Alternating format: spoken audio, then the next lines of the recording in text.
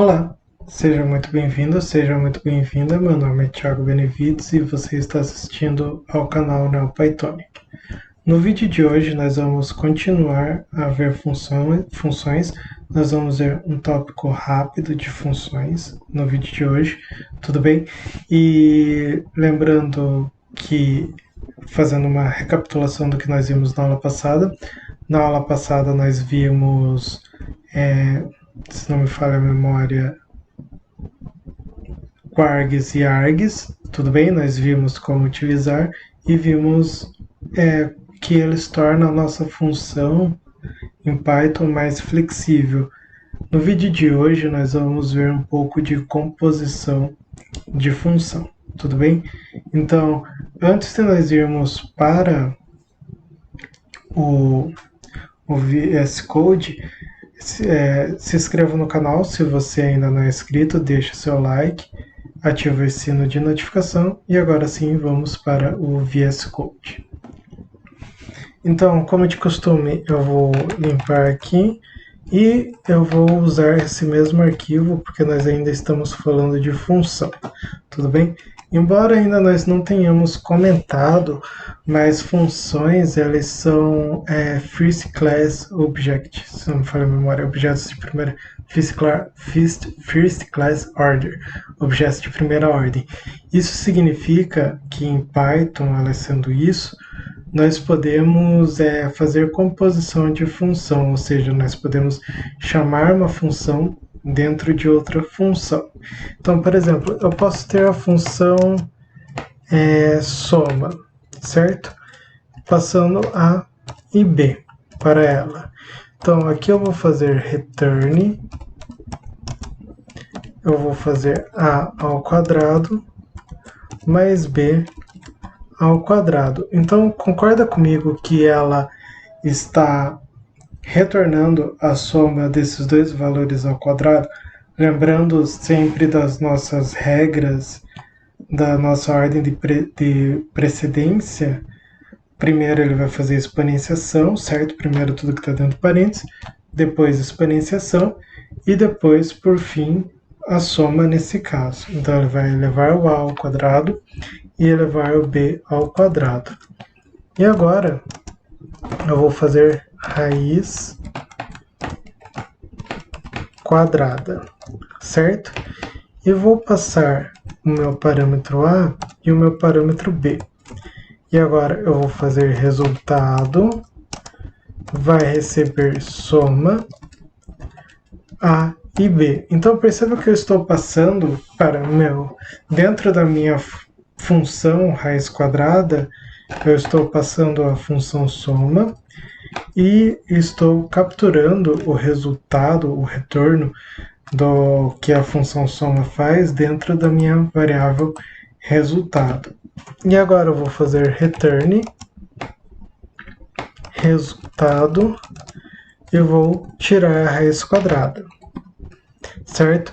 Nesse momento eu não quero utilizar nenhuma biblioteca em Python como o NumPy para fazer o np.sqrt para tirar a raiz quadrada. Ao invés disso, quero usar, digamos assim, sem Python, sem nenhuma biblioteca. Então eu estou elevando e-mail, que é a mesma coisa que tirar a raiz quadrada, tudo bem? E agora eu vou fazer print raiz quadrada e vou passar esses dois valores, 1 e 2, certo?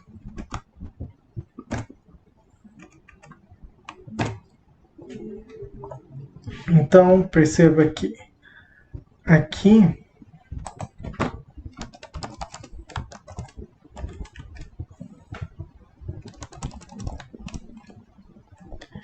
eu vou passar 3 e 4 para ficar mais fácil de vocês enxergarem.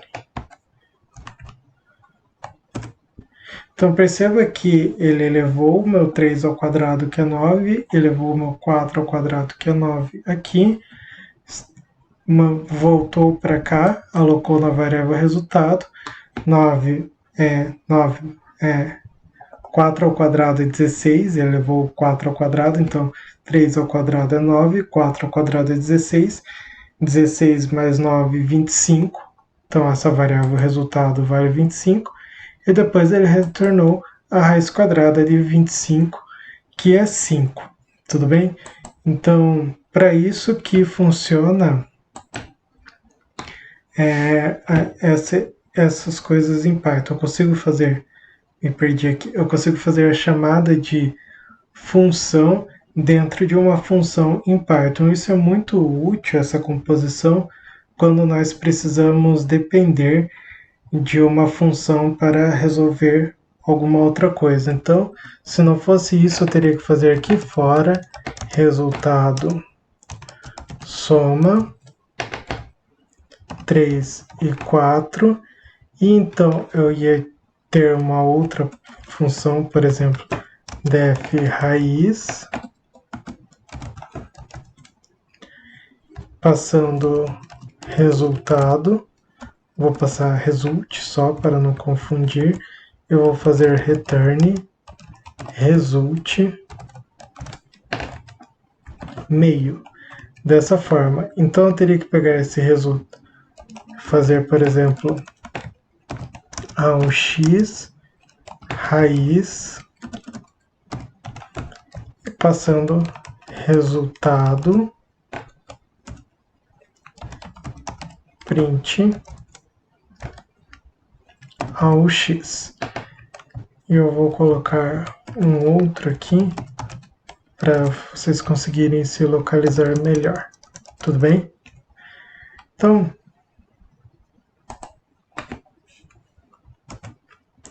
perceba que os dois eu tive